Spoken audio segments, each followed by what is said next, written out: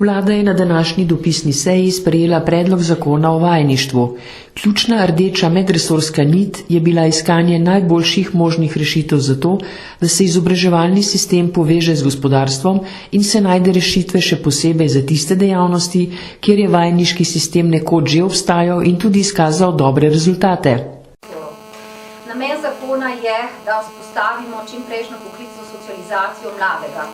Zato je vajeništvo ne le kot del dualnega sistema, ki ga sicer že imamo v Sloveniji, tako pomemben projekt. Pomemben je predvsem zato, da išče nove možnosti in priložnosti tudi v luči zaposlovanja mladih in predvsem usposabljanja in izobraževanja na način, da je ta čim bližje trgu dela in seveda potrebam delodajalcev. Na Ministrstvu za izobraževanje, kjer so predlog pripravili, pojasnjujejo, da bo zakon, če bo sprejet, vajeništvo poskusno uvedel v šolskem letu 2017-2018. Kar je seveda tudi pomembno je, da bo vajenec deležen nagrade in da to nagrado seveda tudi opredeli oziroma izvede sam delodajalec, vendar pa, da bi preverili vsa ta izhodišča zakona, bomo v letu 2017-2018 že sprožili tako imenovani pilotski projekt preverbe vajeništva in sicer v 4 dejavnostih, to je oblikovalec kovin orodjar, kamnosek, mizar, gastronom, hotelier. V nadaljnjem obdobju pa dodali tudi še druge dejavnosti, ki smo jih skupaj identificirali, tako z ostalima ministrstvama, kakor tudi z delodajalci, kot tiste, ki so merodajne za uvajanje tovrstne oblike izobraževanja. Kot določa zakon, bo imel vajenec status dijaka, ki se usposablja na delovnem mestu najmanj 50% izobraževalnega programa. A vključitev v vajeništvo po predlogu zakona ne bo obvezna ne za delodajalce, ne za dijake. Vključeni bodo tisti delodajalci, ki bodo imeli prosta vajeniška delovna mesta in bodo za izvajanje vajeništva izpolnjevali vse zahtevane pogoje. Po oceni Evropske komisije je uvedba vajeništva eden ključnih stebrov za zmanjševanje brezposelnosti in socialne izključenosti mladih. Zato je predlog zakona o vajeništvu in uvedba vajeništva bistvena tudi z področja trga dela, zmanjševanja brezposelnosti mladih, hitrejšega vključevanja mladih na trgu dela.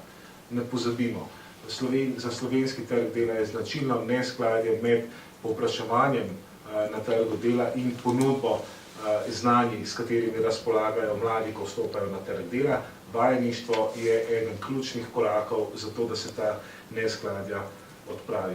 Za prenovo sistema poklicnega izobraževanja in usposabljanja, v okviru katerega je predvidena tudi pilotna izvedba vajeništva, v prvih 3 letih pričakujejo do 200 vajencev na generacijo, je do konca leta 2021 predvidenih približno 2,7 milijona evrov, od tega je 2,1 milijona evrov evropskih sredstev.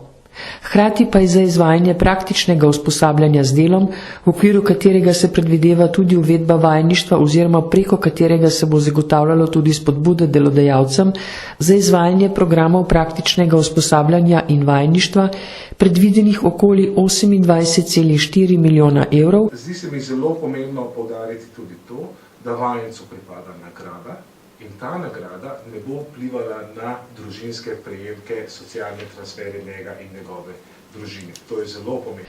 Tudi na Ministrstvu za gospodarski razvoj in tehnologijo pozdravljajo predlog zakona. Z našega vidika gledano sta pomembni predvsem 2 zadevi. Ta, da bodo lahko tudi določeni šolski programi bili še bolj prilagojeni dejanskim potrebam gospodarstva s časoma in pa po drugi strani, da bodo skozi vajeništvo tudi podjetja lahko skozi daljše obdobje izobraževanja sledila potencialnim kadrom, jih nekako tudi usmerila, na koncu dobila vsaj približno tisto, kar pravzaprav potrebujejo, kar potrebuje trg. To se mi zdi izjemno pomembno.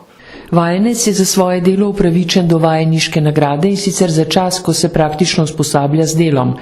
Nagrada ne sme mesečno biti nižja od 250 evrov za prvi letnik, 300 evrov za drugi letnik in 400 evrov za tretji letnik.